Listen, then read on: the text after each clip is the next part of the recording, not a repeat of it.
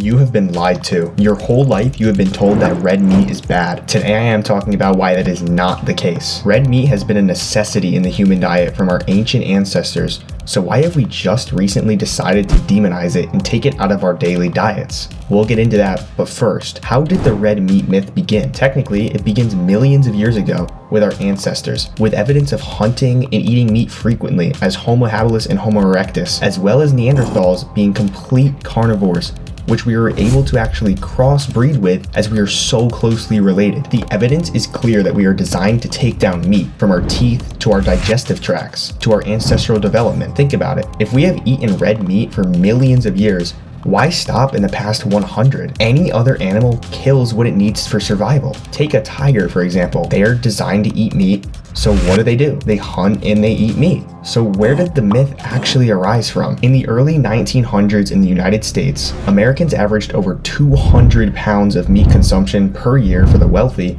and about 140 pounds of meat for the poor. And, quote, America generally ate red meat with every meal. As time went on, red meat consumption grew, peaking in the 70s. Why the 70s? Good question, because this is when scientists began to draw false conclusions linking saturated fat with health risks and red meat to cancer, ultimately decreasing the population's consumption of red meat. Shortly after, in the mid-1970s, obesity rates began to rise. What else began to rise? Heart disease, cancer, and diabetes. So was cutting red meat out the answer to the cancer problem? Clearly not, and same with many other health issues including heart disease and diabetes. But what does have a concrete correlation to these health issues? You guessed it, obesity. Recently, as of 2015, red meat was classified as a Group 1 carcinogen, essentially linking red meat directly to cancer. But there is no evidence to draw such a conclusion, and as these studies were done, the participants were not necessarily metabolically healthy. They also weren't eating red meat of good quality either. The eventual correlation was drawn between saturated fat and heart disease and red meat with cancer. As for red meat,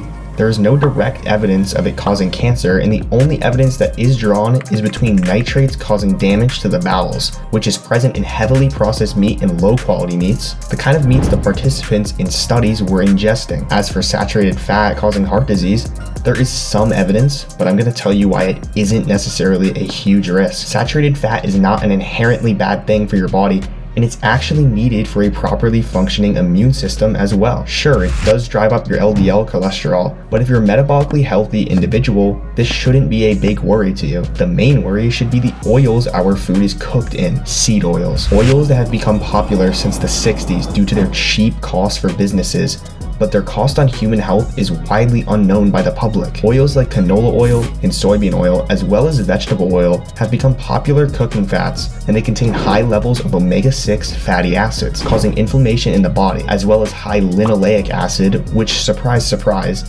is linked to heart disease. Consistently raised linoleic acid is correlated to premature aging and death as well. Oh, and what else does it contribute to? Not a surprise here either, cancer. A study done in October of 2011 says, our findings suggest that dietary linoleic acid impacts multiple steps in cancer invasion and angiogenesis, and that reducing linoleic acid in the diet may help slow cancer progression. On top of all of this, red meat happens to be one of the most nutrient-dense foods on the planet, with vitamin A, every B vitamin, specifically B12, vitamin K, zinc, selenium, choline, magnesium, and iron. All of these being in the most fully bioavailable form, and iron being something many people are deficient in.